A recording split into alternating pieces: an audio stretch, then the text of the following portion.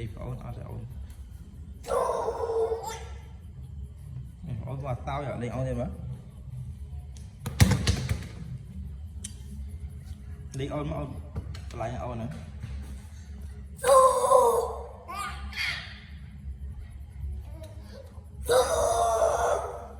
nhau lại thì ôn là kịp ôn ạ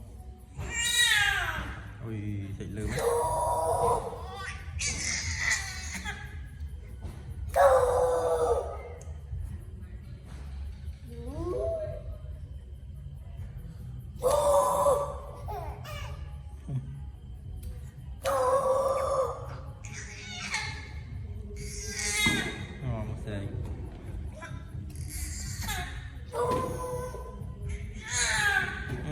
vui tươi rồi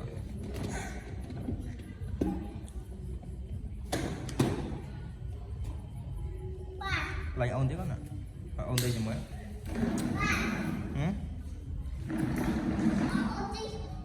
mà đi ôn đi mới